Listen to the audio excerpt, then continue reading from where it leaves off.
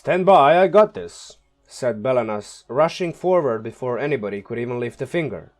He had his eyes fixed on Bell, Zariel's second-in-command, as the horrible devil just got interrupted overseeing the forges.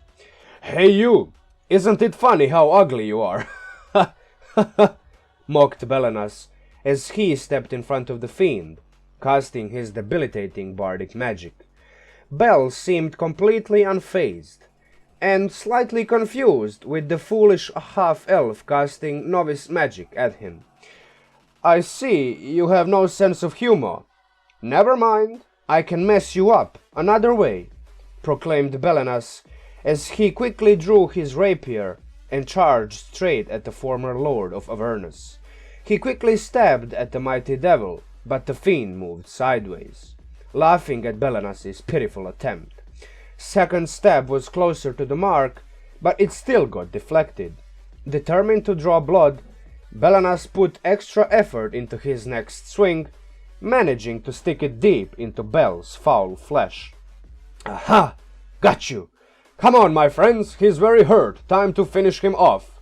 For a split second, Bell looked almost confused, but then he switched attention to the interlopers in the back, formed a fiery ball in his hand, followed by blazing magical meteors at the ceiling, and released both onto the party, engulfing everybody but Belenas and himself in an unavoidable explosion and setting the whole chamber aflame. The heroes, however, somehow survived this horrific outburst of magical destruction and proceeded to beat the former archdevil to a pulp. "Wonderful, wonderful! You guys are almost there. One day you might just become just as fast as me," said Belenas right after. "You do realize you literally did nothing again, don't you?" asked him Rayson. What? I clearly set him up for all of you before he could even react," Belenas fired back at his companion. "Just because you were quicker to sling spells and flail your weapon a bit before him doesn't mean you did anything meaningful. Why do you have to rush in first every time?" asked him Sibylla. I don't have to. I'm just that fast. I'm super fast. Look, my initiative bonus is plus 28, and the person in charge of my sheet can't roll lower than 1 on a d20. So, yeah, answered Belenas, clearly disturbed that he just shared his embarrassing secret with the rest of them. Alright, everybody, this was a bit of a rougher intro because I have a cold, so yeah, my voice is a bit busted. I tried to do the voices, I probably failed, so it sounded probably even cringier than it usually sounds, but a lot of you expressed your, you like my intro stories, so I just do them. So yeah, this is the best that I can do at this moment, and I didn't want to postpone making this video any longer. So yeah, the first moment I kind of felt that my sneezing died down a little bit, I just jumped into it. So yeah, this is the best that you can get at this present time. Anyway, first order of business, as usual, patron shoutouts. So Mike, Matthew, Ewing, Larry Hocken, BardlyManHardlyTrying, Rogor, SuburbanHell, Frank Fan, Albert Kwak, Aidan Harth, Darth Xín, Gary Course, Matthew Collins, Brad Oldham, Jared Henderson, Kaleron, C Alcazar, Will Ketterer, Zachary Bradley, Rich Milian, Jeremy Helton, Bredwin, Ya Boy Fox, Bryan Moten, Sean, Cory Williams, Chris Pell, Mannozzi Stefano, Adekoya, CI6658, Nathan James, Troy Cal, Spiffy, PrimalBassBoost.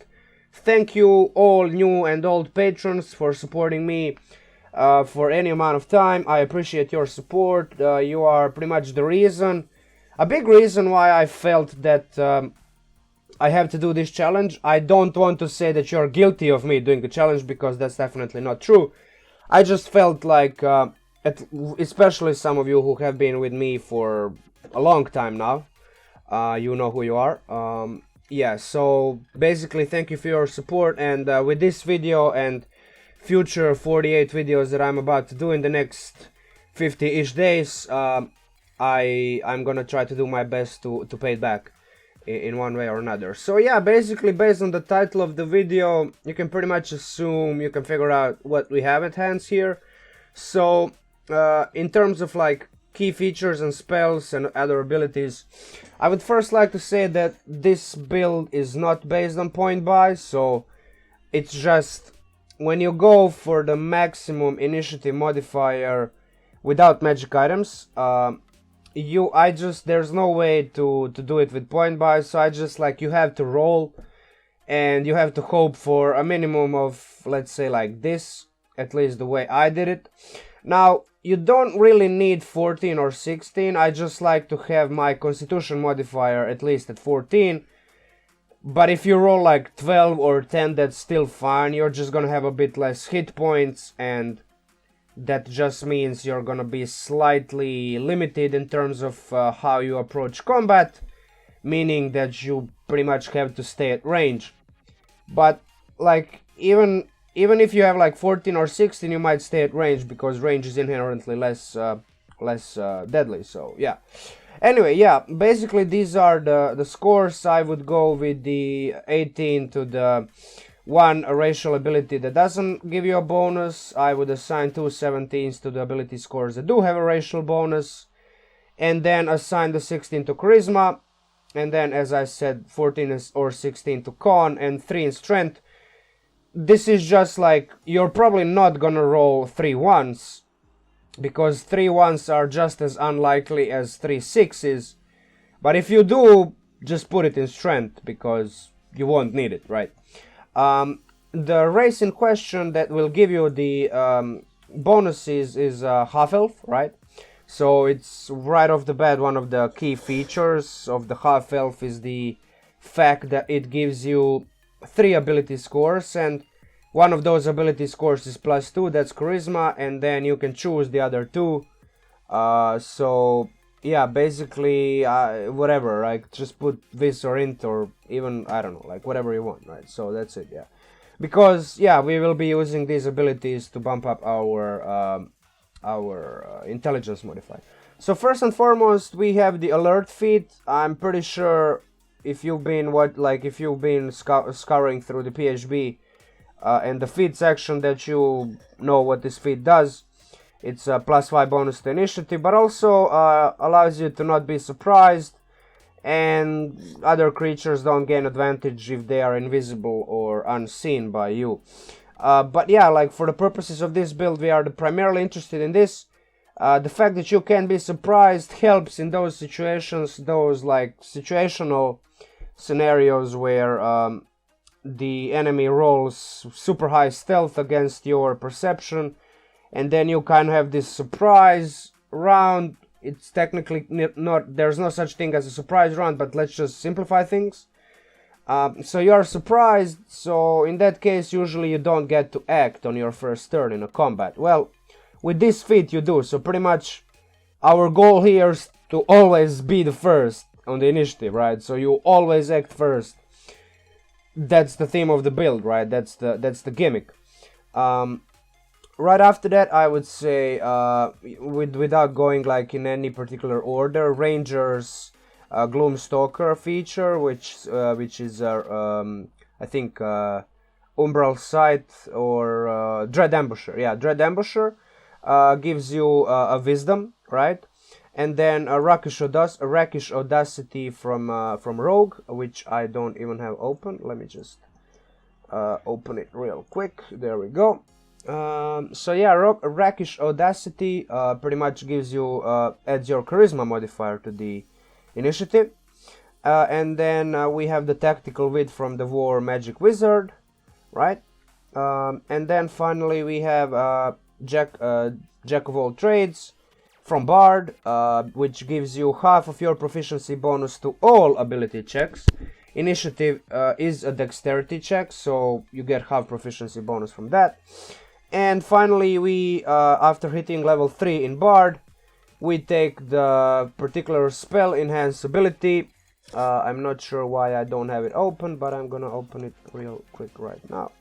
There we go. This spell in particular gives you several options, but the options that we are interested in for this build is Cat's Grace It gives you advantage on dex checks. It lasts up to an hour, so if you pretty much know that you're gonna be going in some kind of like combat scenario, not only do you roll with all of these modifiers with like ridiculous modifier, you also roll with advantage with the help of this spell, Cat's Grace, right? Advantage on dex checks, initiative is a dex check, and that's it, right? So yeah, that's pretty much it. Like, all in all, when you add +5 from the initiative, +5 from charisma, +5 from wisdom, +5 from the alert feat, +5 from dexterity, because dexterity always increases initiative. So when you max all of those abilities up, and add half of your proficiency from Jack of all trades, you get +28 initiative without any magic items. Now, it is possible to go higher. I'm still not entirely sold on doing builds with magic items, because even getting these characters in any of your games, first and foremost, this is pretty much like a level 15 at least build. It's a gimmick build. It's not really that effective other than, you know, being first on initiative. I mean, it's got a few tricks up its sleeve, I'm not gonna lie, but it's not the most damage dealing. It doesn't have like the best spells and all of that stuff. We are just pretty much like, we picked the theme, okay, I always want to be the first to act, and that's how you do this, right? +28 initiative without any magic items. With magic items, you can clearly go even higher than that. You don't probably even have to go for Bard, because there is, I forgot the name of the item, but there's an item which gives you advantage on dex or initiative checks. And yeah, so there's, obviously you can increase these ability scores even beyond 20 with like books, tomes of menu, whatever, like, I don't even know the name. Like, there are those magical books which increase your ability scores past 20. So, yeah, I mean, you can get this number to some ridiculous, like, +40, 45, 50, I don't know. But for the purpose of simplicity and for the purpose of this build having the best odds of working in most scenarios, most campaigns, most one-shots, I would pretty much say this is like a one-shot build. This is it, right? So there's pretty much nothing else to it. That would be like a short overview of the build. If you're interested in me shedding a little bit more thought, a little bit more detail on certain features of all of the classes which we just went over, yeah, you pretty much like, you can stick around. I'm gonna be talking for probably another 20, 30, 40, 50, I don't know, like, you know me. I talk forever and I don't know when to stop. So yeah, like, if you like the video, like, share, comment, subscribe, hit the bell button, you know the drill. I would like to invite you to my Patreon page, if you want access to all of my builds and stuff like that.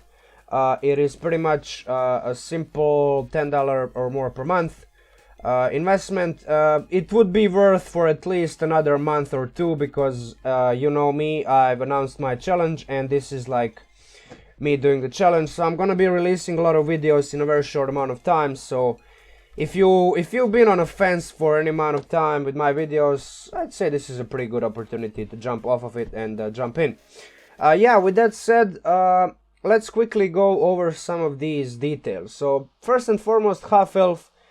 I mean, if you watched any of my previous videos, you pretty much know that I like half-elves. I still think even with Warforged and Changeling and all of those other Eberron OP races and all of the other races that have been released ever since PHB became a thing like 5 or 6 years ago, 5th edition, half-elf is still one of the best races to pick, just because of the versatility it offers. It offers you the ability to choose any other 2 unique +1 ability score bumps, racial bumps, ability bonuses, and on top of that you gain 2 proficiencies in 2 skills of any of your choice. So also 1 extra. It's just like so many good things. Dark Vision, Fey Ancestry, all of the goodies in just like one race. And for that purpose alone, and for the fact that for this build to work we need as many abilities as possible, I went for half-elf. Now technically you could go with human. I would advise against variant human, because variant human only offers +1 to 2 ability scores, and we pretty much need +1s to as many things as possible. So human variant could work. I just think that like dark vision and skill versatility will counterbalance the fact that this build is so gimmicky, and the theme is like you have to sacrifice so much of your other things just to be able to get this ridiculous number in your initiative. That like half elf racial choice like offers you a nice like counterbalance with dark vision and skill versatility and some languages and stuff like that. So yeah, that's just my opinion, and just the fact that like I personally always like to play races that offer dark vision, and if I don't play a race with the dark vision, I try to get it some way through subclasses and stuff like that. So yeah, let's not delve too much around that. That's pretty much the race. Background, I would say like anything works. I just think that in my personal opinion, the Entertainer Gladiator works because you could kind of like flavor your character as someone who made the money, name and fame in arenas or underground pit fights, so you would know the importance of striking first and striking hard. Also, like the ability to get free lodging in such establishments is a nice boon, and also another opportunity to boast about how you always manage to strike the enemy before anyone else, right? So yeah, like I would say this makes sense. You don't have to go for it, like you can pick any background, just like doesn't really even matter. In the end, with all of these classes and multi-classing and whatnot, you're gonna end up with a character that has like, I don't know, like 15, 16 skills out of 18, like 1, 2, 3, 4, 5, 6. So yeah, you have 12 out of 18 skills. You're proficient in 12 out of 18 skills, and like in 2 of those you even have expertise because of Rogue. It's just, yeah, I mean, it's crazy. So yeah, like feats, I already kind of covered alerts, so I'm not gonna talk about it too much again. One feat that I would like to mention: if you roll for stats and you get absolutely obnoxiously high stats, meaning that you get something even better than this, meaning that, I don't know, you get 18, 18, 18, 8, like just a bunch of 18s and 17s, and then you don't really need all the ability score improvements. You don't need to spend all ability score improvements to bump up your abilities to 20. I would say lucky makes sense because, well, I mean, it allows you to reroll an initiative, right? You roll low initiative, with lucky you can reroll it. So we are really going for the thing right here. And obviously, like, lucky is always a useful feat to have, and yeah, I mean, obviously, in just those rare instances where a DM tries to challenge you with a monster that has 30 dexterity, and then rolls nat, just like conveniently, totally randomly, not even fudging, just like no fudge at all, rolls nat 20 or initiative, so it's a total of 30, and you roll nat 1, that means you have 29. 1 plus 28 is 29, right? Just in those cases, I would like, yeah, lucky would help. Now, that's like such a like far shot that you will probably never even use lucky for initiative. But like, if you don't need all the ability score increases, again, take lucky because it's like ridiculously good feat. It can be used for ability checks, saving throws, attack rolls, pretty much anything, right? Any kind of roll in the game that involves a d20. You can re-roll it. You have 3 of these luck points per day, so every day you can re-roll whatever you want. It's pretty much like whenever you fail that saving throw against the Dragon's Breath weapon, it's like, yeah, just re-roll it and see what you get. I would personally start in Wizard, just for the fact that you get intelligence, not intelligence, you get the Wisdom saving throw proficiency. And some of these other proficiencies as well. I would, that's just my personal preference. You don't have to do it. You can start in any of these other classes if you don't really care that much about saving throws. I just think that like being proficient in wisdom saving throws would add a little bit to your survivability, because, well, wisdom saving throw is like a tier 3 and 4. In tier 3 and 4, wisdom saving throw happens very often, so yeah, being proficient at it, like, there's nothing else to say, like, it's better than not. So yeah, that's about it. That's why I would go with Wizard. Obviously, you get the usual Wizard features like Arcane Recovery. It's not that important for you, but you still have it. Spellcasting, pretty much like you learn and prepare spells in your spellbook.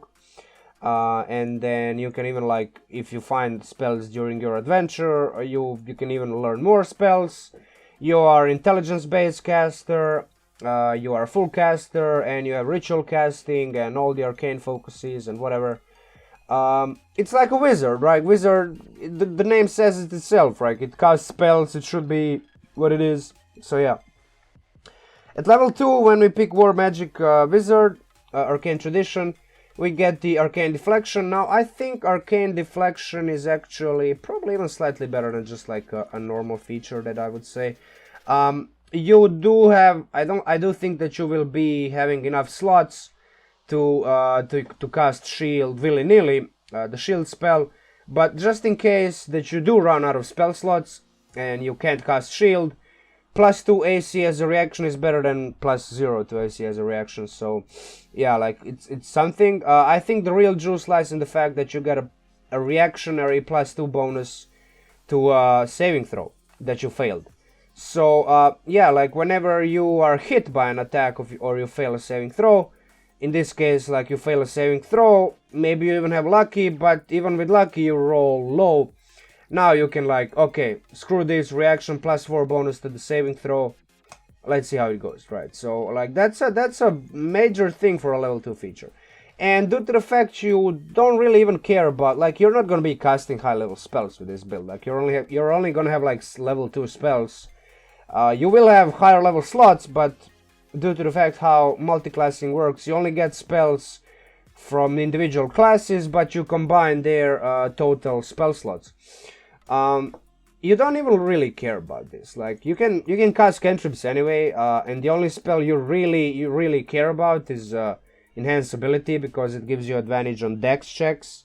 That means you have advantage on initiative, because initiative is a dex check. So yeah, that's pretty much it. That's it for the Arcane Deflection. And finally, obviously, we have the Tactical Wit. I don't know if I even put it here. Yeah, I probably did, right? 1, 2, yeah, I did, okay. So it's there. Alright, so we have the Tactical Wit, pretty much like this is the feature we took the 2 levels of War Magic Wizard. It's just simple feature that gives you +2 to your initiative, adds your intelligence modifier to the initiative. Right after that, I would go into Fighter. I would probably go straight 5 levels, maybe even 6. I'm not really 100% certain which of these 3 subclasses is the best pick for this build. There's too many variables in terms of what type of campaign you're playing, what type of DM you are playing under. It's just like what type of characters you prefer to play, what type of combat style you like. So yeah, I'm not really gonna go that deep into it, but just like for the purpose of simplicity, in terms of your fighting style, I would go dueling or defense if you pick Cavalier or Battlemaster. But also archery can work with Battlemaster as well, but obviously archery is pretty much a necessity if you take Arcane Archer, because, like, obviously Arcane Archer uses bows and stuff, so yeah, you need the archery fighting style. Second win, obviously a bit of extra healing, always nice, bonus action. Action Surge, whatever you do before anyone else on the first round of combat, might as well do it twice, right? So if you attack twice. If you cast a spell, you can cast it twice or whatever. So yeah, I mean, I would pretty much say that, like, even for a build like this, which is just like a mushy mashy, it's like I don't know, it's a mess of features and multi-classing and subclasses. I would say it's still very useful. Now, I'm not really gonna go that deep into all of the 3 classes here, because I could talk about it for probably the next 10 minutes. If you want to like hear a little bit more about all of these like level 3 features that you get with any of these classes, you can go to my channel.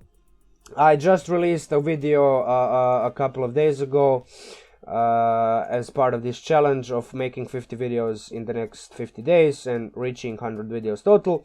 So yeah, like, there's a video on my channel called Quintessential Warriors, Fighter Class Overview and Analysis. So go watch that video if you're interested in these 3 features. Finally, something that I think is actually very, very important, and the reason why you should go in Fighter, not any other class, is because you get 2 ability score improvements. First you get at level 4, the second one you get at level 6. No other class gets a level 6 ability score improvement other than Fighter. And believe you me, you need every ability score improvement, even if you roll these ungodly stats with your random ability score generation. You know, roll 4d6, take the lowest one, remove it. You know how it goes, right? So yeah, I mean, this is the reason why. This is primarily the reason why to go in Fighter. Like 2 ability score increases. That's just like, yeah, for 6 levels in a class, that's like as good as you can get it for because like without that additional level 6 ability score improvement, you can't really max out your ability scores. So one of your ability scores that adds to your initiative is gonna be left out at 18 or 19. So yeah, your initiative is gonna be plus 27. It's not that bad, right? Plus 27 is still probably like more than enough to be first regardless, but yeah, I mean, definitely. So finally, obviously, extra attack. Every martial class that gets at level 5, they get extra attack. So yeah, pretty much that's it for the Fighter. College of Lore Bard. The reason why to go in in Bard in the first place is Jack of all trades. You obviously get Bardic Inspiration, you get some spells, but Jack of all trades gives you, oh wow, okay, I messed up, half of your proficiency bonus to initiative. Also your Song of Rest, and the Song of Rest gives you a bit of extra healing during short rest. And then the College of Lore at level 3 gives you those bonus proficiencies. So this is where you will be like, not only will you be gaining half proficiency bonus to your not only initiative but all the other skill ability checks, you will also be proficient in a bunch of additional skills. So yeah, it's just like it's good. So yeah, I would definitely recommend Bard. Finally, Cutting Words at level 3. I mean, look, it's a long shot, but first and foremost because you won't know how much the enemy has rolled. So I mean, let's say the DM rolls the ability check for DM rolls initiative for the monster, right? That's pretty much the dexterity ability check. You won't know, like, there's no way for you to know how much the DM rolled other than the DM telling you, okay, I actually rolled higher initiative than you. So I mean, yeah, it's a long shot, but this feature definitely, it has been confirmed by Jeremy Crawford and I think a couple other designers of the 5th edition Dungeons and Dragons, that it actually works with initiative rolls, because initiative rolls are nothing else but ability checks, dexterity ability checks. So theoretically this can help you lower the enemy's initiative roll, ensuring that you always go before everybody else. You always go first. After that we would have obviously Gloomstalker Ranger. You get the usual Ranger stuff, which, I mean, look, this stuff is useful at lower levels, but due to the fact this is like a tier 3, tier 4 build, pretty much a gimmick level 20 build, I don't think you will be using any of these features, because at least one of your party members will have means for you not to be actually walking around in wilderness. And favored enemy is pretty much like situational, other than the DM telling you pick dragons, because we are only gonna be fighting dragons in this campaign, in this one shot, in this session. It's like, yeah, so talk to your DM, maybe she tells you something, but I don't think you will be relying on these two features that much, at least with this build. That said, like I do find these features very, very useful. It's just like, especially the Natural Explorer, but just the fact that these features are for low level games, which most of the D&D games are. This is like, this build is more like a fun experiment, fun thought process, fun theory crafting experiment than a character that probably anybody would ever play. But that said, if you ever play this character or anything similar to this in any one-shot, any campaign, or any other place whatsoever, do let me know down in the comments and let me know how it goes. I would actually like to know like how people react to a character with like plus 28 initiative. I mean, I don't think this is anything particularly revolutionary, but I don't think people even think that it's possible to have that much on initiative. So I would think a couple of them would be pretty surprised, right? And probably your DM too, because like, you know, who would be so crazy to do this? Well, somebody would. I would definitely probably play this at least once in my lifetime. So yeah, anyway. You get your fighting style. Like the selection of your fighting style would largely depend on what fighting style you pick with your fighters. So let's say you pick defense, then you pick dueling if you go melee.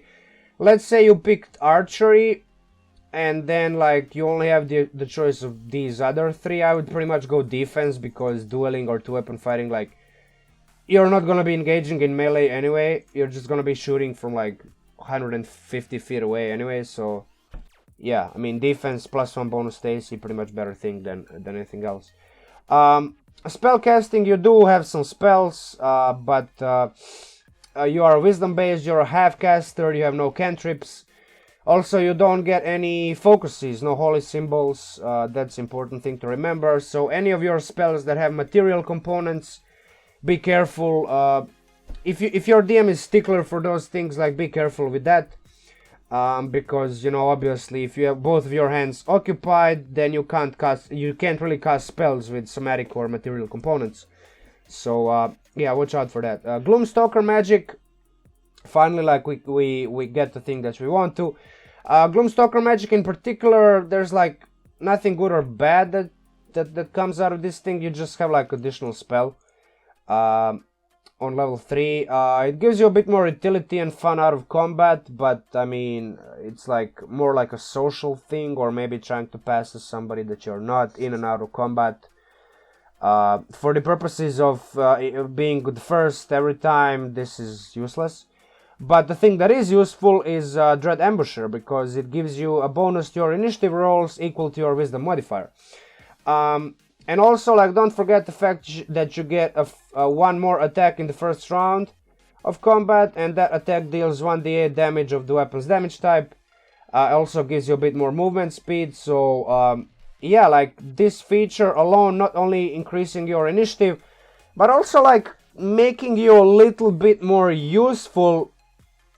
Like the fact that you are acting first almost every time, or pretty much every time that you roll initiative, is now strengthened by the fact that at least you can do a little bit more damage in the first round of combat. So you're gonna be able to dwindle the hit points of the creature a little bit faster, right? So yeah, and also don't forget, like, this feature synergizes with Action Surge, because it says if you take the attack action on that turn, you can make one additional weapon attack as part of that action. So with Fighter's Action Surge, you take 2 actions. I mean, that's what Action Surge gives you. You get two actions. So if you take 2 attack actions, as part of each of those attack actions, you can make one additional weapon attack. So pretty much like with 3rd level in Gloomstalker, you will be able to attack 6 or, I don't know, maybe even 7 times, depending on whether you have any bonus action attacks.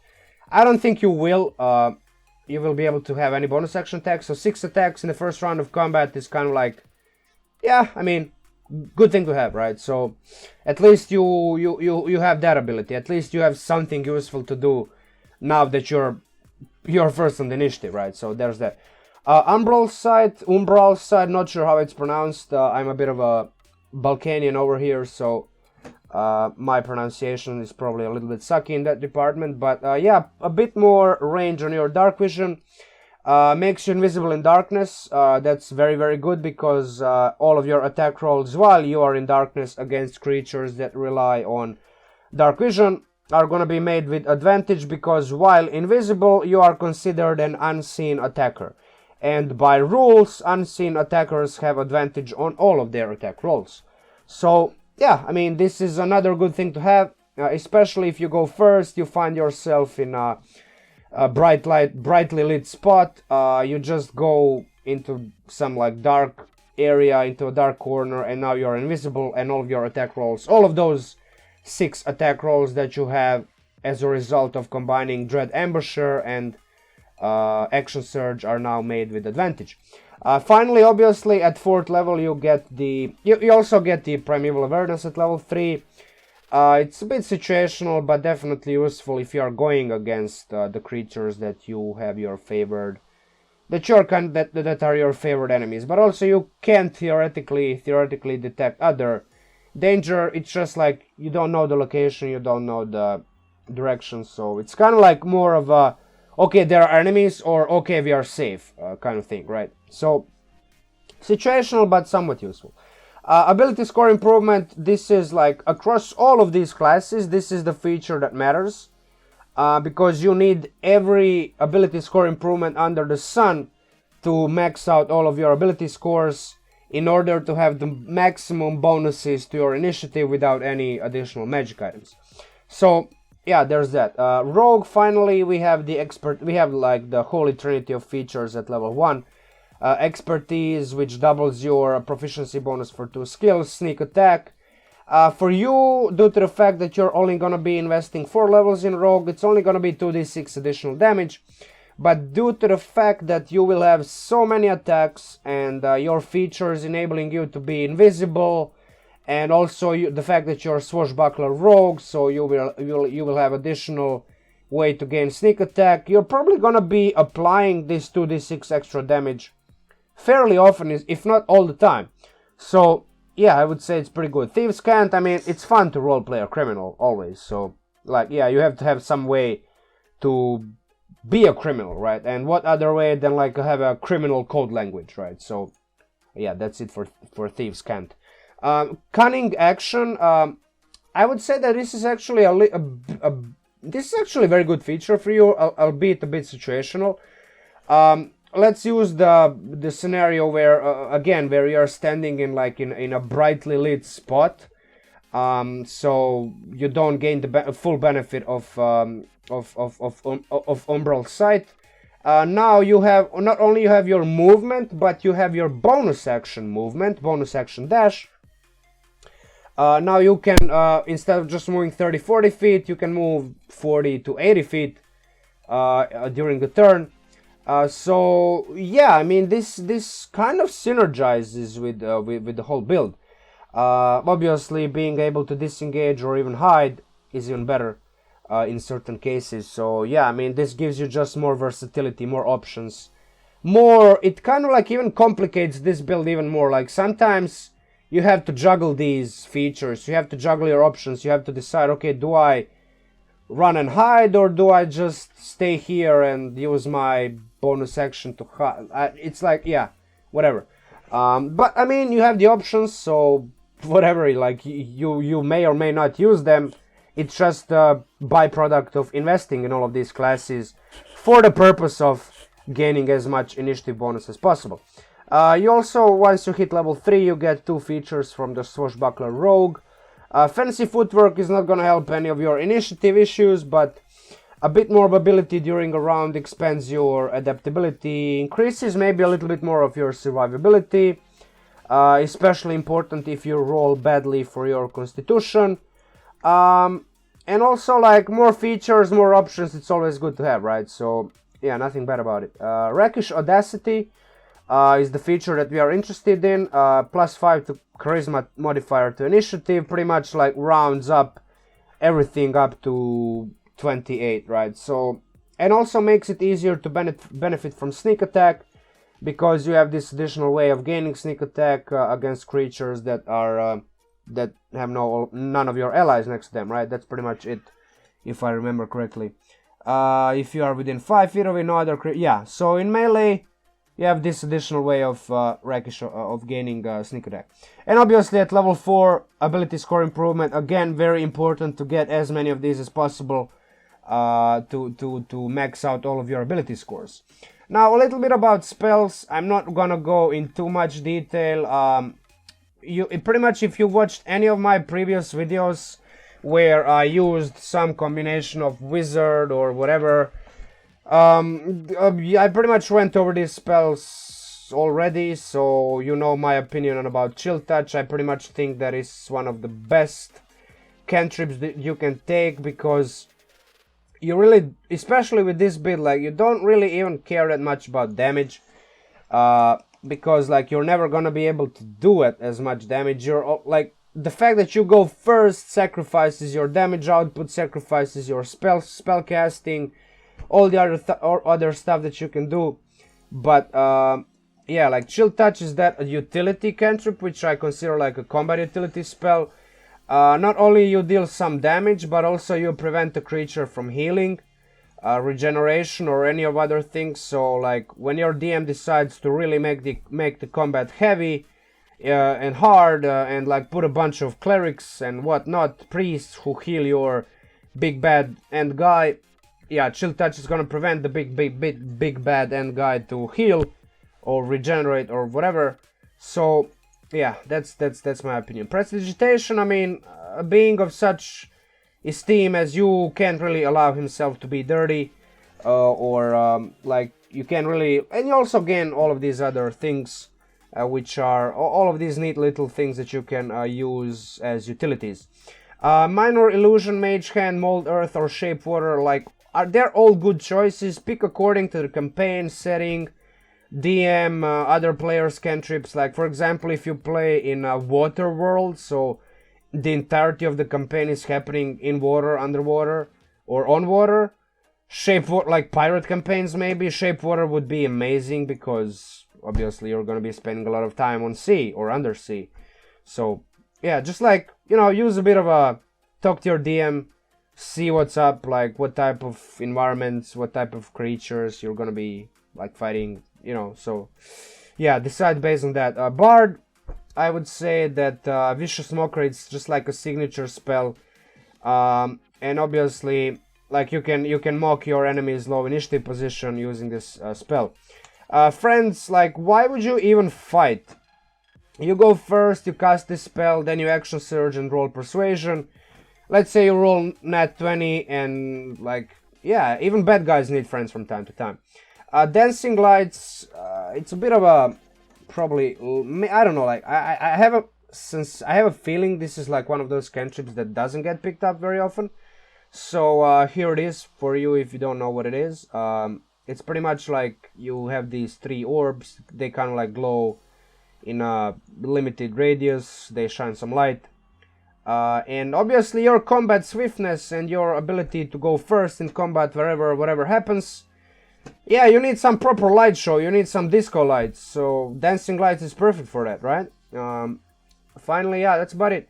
So that's about it for cantrips. In terms of spells, I would say, let's go over the wizard spells first. So yeah, basically I would say shield and absorb elements right away. I mean, even right away at level 1, it might happen that absorb elements comes up. You can pick up this spell later on with Ranger, but I mean, why wait? Why not just get it right away? You don't really even care about what spells you like. There's only so many things, so many good things you can learn with each of these classes, and there's a lot of overlap in terms of like spell selection. So a lot of spells that you take with Wizard are also, like, some of these spells are available in other of these in these other classes. So yeah, I mean, just look at I don't know, Find Familiar. You can take it with Wizard. I think you can take it with other classes as well. So no, it's pretty much only a Wizard spell. Yeah, I tried to make a point and then I failed. But anyway, yeah, like, you get a point. Like, there's a lot of overlap, and there's really no reason to micromanage your spell selection. Just pick up these spells right away at level 1 and you're golden.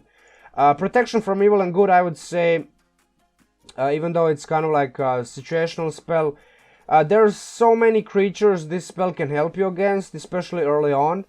You might as well just come up across some undead like skeletons, zombies, some like lower level fiends, devils, imps, whatever. Or even some elementals or fae like satyrs, or I don't know, dryads or whatever. So yeah, I mean, this spell is definitely useful. Just make sure you know that this spell actually costs 25 gold to cast, because holy water or powdered silver and iron pretty much cost, you know, like 25 gold pieces, so yeah, be mindful of that. Detect magic, find familiar, alarm, comprehend languages, identify.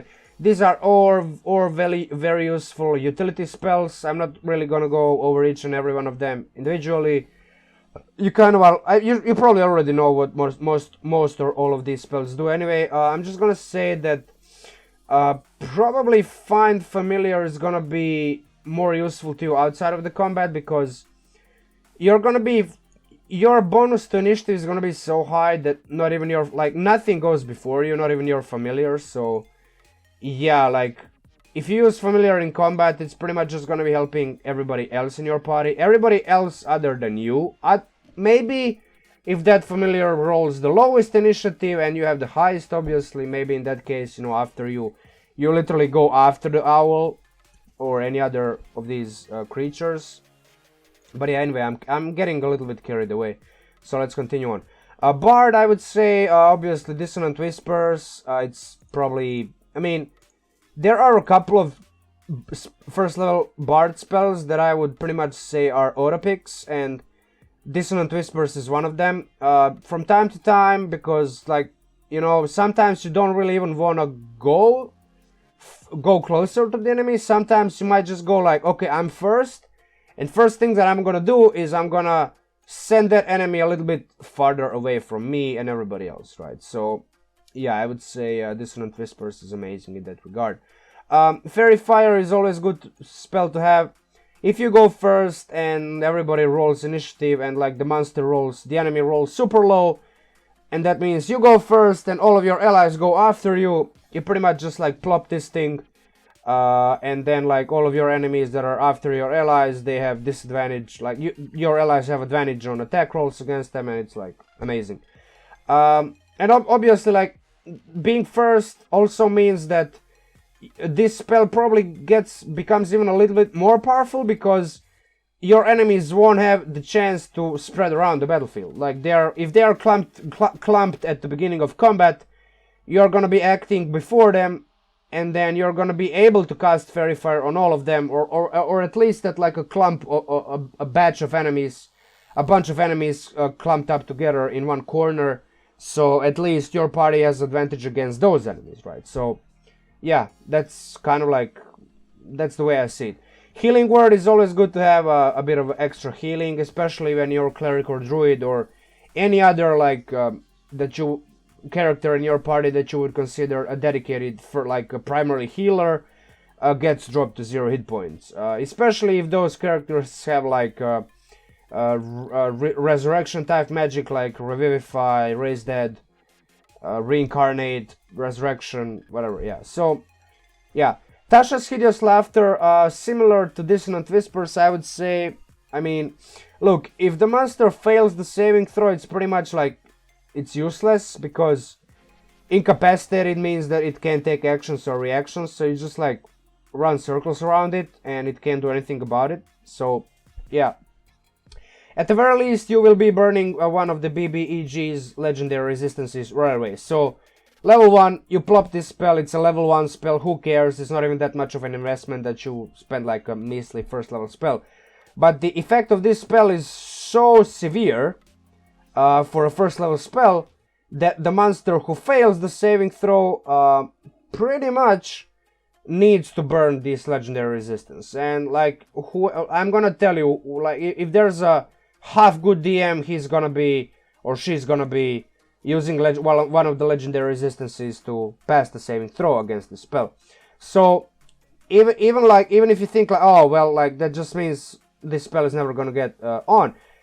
No, that just means, like, that other spellcasters in your party are immediately gonna have easier time of burning down those legendary resistances right away. And also, don't forget, if the monster has counterspell, and if the DM doesn't meta DM that much, you might just burn the reaction and the counterspell off of that monster immediately, and then your high level wizard, high level sorcerer, high level druid cast some high level magic after you, because you are first on the initiative, right? So everybody is after you.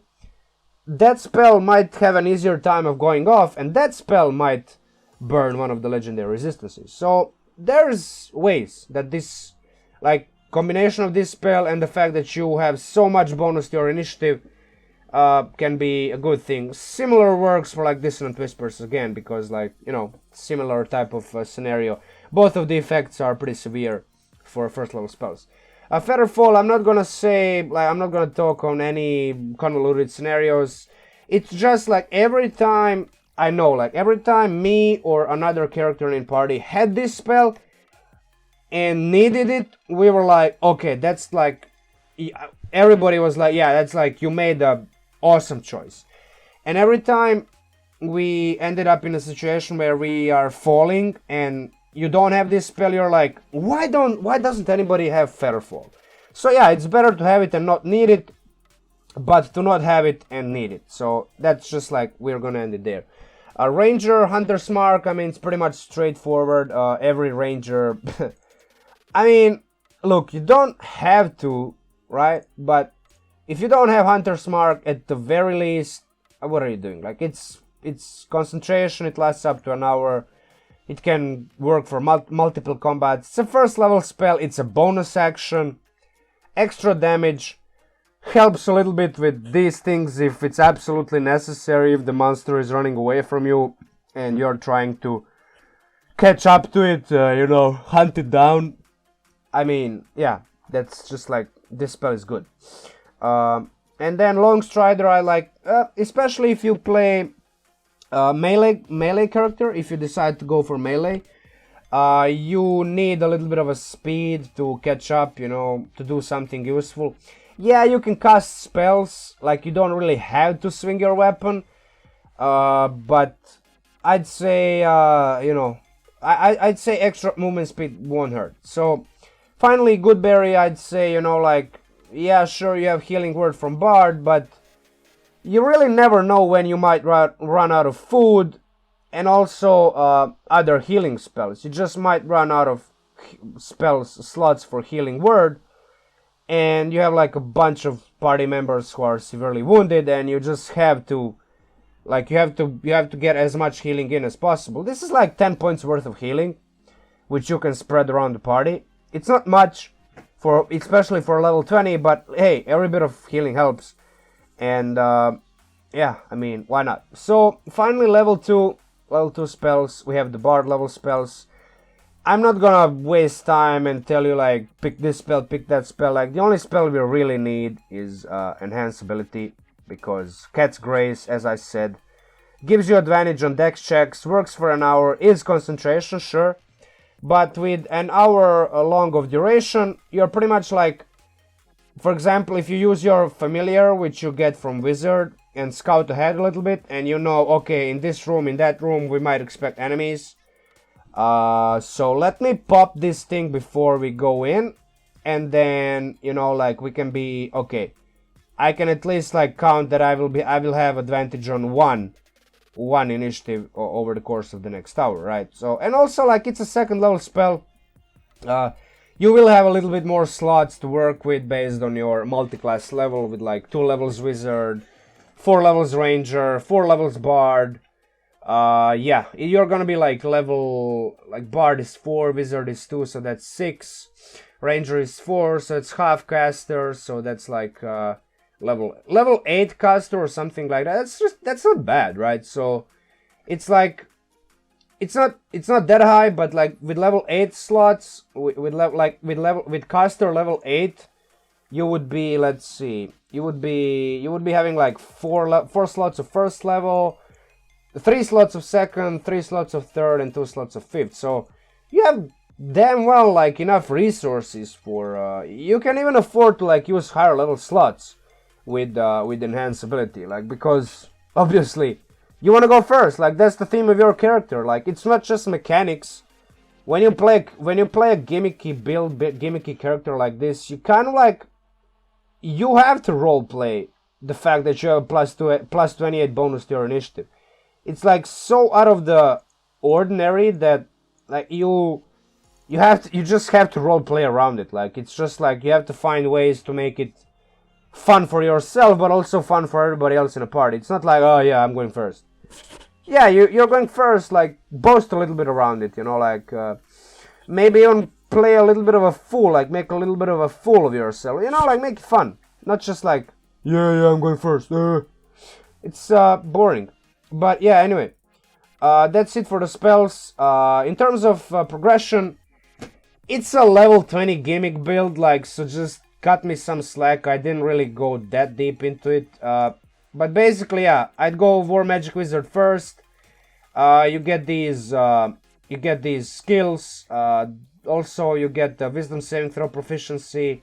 I think that's important in tier 3 and 4 play, so meaning like from level 11 and above, you're gonna like Wisdom Saving Throw is pretty frequent occurrence in a game, so I would say it's a worthy investment. And obviously Tactical Wit at level 2, it gives you a plus int mod to initiative, so with your starting abilities, being like having 18 in intelligence, you already have like plus 8, right? So plus 4 from dexterity, plus 8 from plus 4 from intelligence. That's already plus 8 at level 2. That's a lot. So yeah, after that, go 5 levels in fighter. Get the alert feat at level 4 of fighter, obviously at the first ability score improvement. Extra attack at level 5, and also if you can't really wait, you want to bump up your dex to 20 right away, you might as well take a 6th level fighter to gain that second ability score improvement, and your initiative bonus is gonna be plus 13, plus 14, depending on whether you take that 6th level of fighter and bump up your dex to 20. That's already very high. Like with plus 13, plus 14, you're already like being first majority of the time. Like I have one of my players in my games in my home campaign.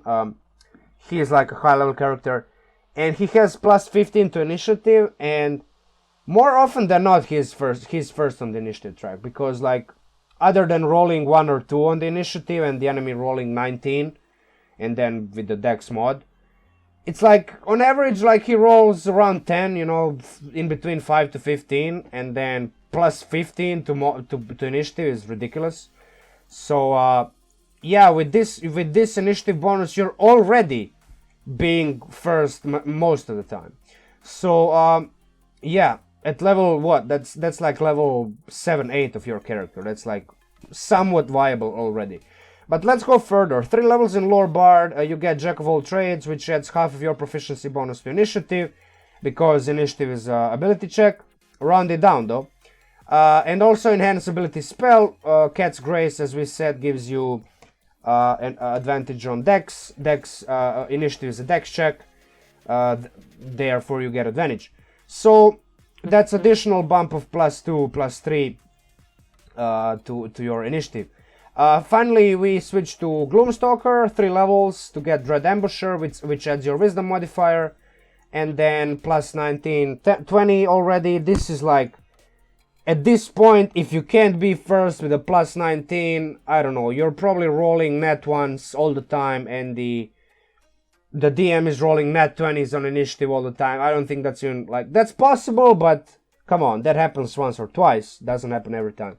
But sure, if you think like, I need more, and this character is kind of like, yeah, let's add a bit more to that.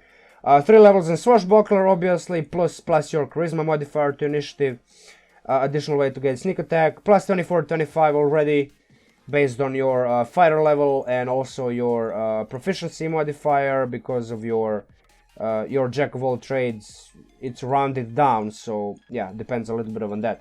Finally, you have to finish up with like ASI levels. So level 4 Rogue gives you ability score improvement. Level 4 Bard gives you ability score improvement. Level 4 Ranger gives you ability score improvement. And level 6 Fighter gives you ability score improvement if you haven't taken it already. Total initiative bonus as advertised, plus 28. It's crazy. Just look at this monstrosity. It's like plus 5 from this. So 5, 10, 20, 25. Plus 3 from the proficiency, it's 28. It's like, and even this, like, this can be 20, because if you take defense fighting style, it's gonna be 20, right? So if you take studied leather, plus 5 dexterity, that's 17. You take up a shield, that's 19. And you take defense fighting.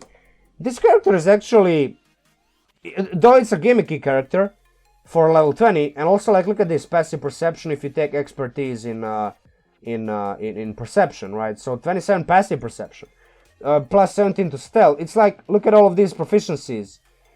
Bro, I'm telling you, this can actually be more useful in combat and out of combat than you maybe even think so. I'm gonna say fully aware that it's limited. It's like you sacrifice way too much high level features and high level spells to get plus 28.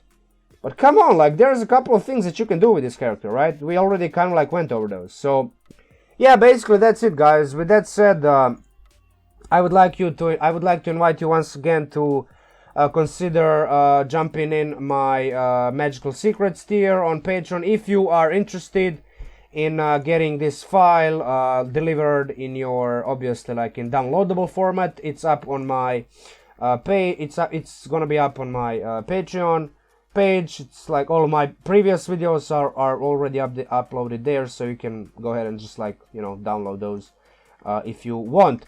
But otherwise, if you don't, like, that's fine. You don't have to. Just liking, commenting, sharing, subscribing, or doing any type of interaction with my video and my channel is gonna help me tremendously. I'm not gonna lie, I don't really invest any amount of time marketing my channel, so the growth of this channel is like purely because you people who are watching this channel either through YouTube search or recommendations or any other means, you just continuously come back to my videos and watch them over and over again, and I'm thankful for that. So yeah, this challenge that I took up on myself is gonna continue. I'm one video behind at the moment, so I'm gonna do my best to catch up to it. So yeah, with this video released, I'm gonna be 3 videos out of 4 in the last 4 days. So yeah, basically that's it for the video. Like, share, comment, subscribe once again. You know what to do. It's not your first video on this channel, probably not your first video on YouTube, so you know the drill. With that said, MinMax Munchkin out, and new video very, very, very soon. So stay tuned.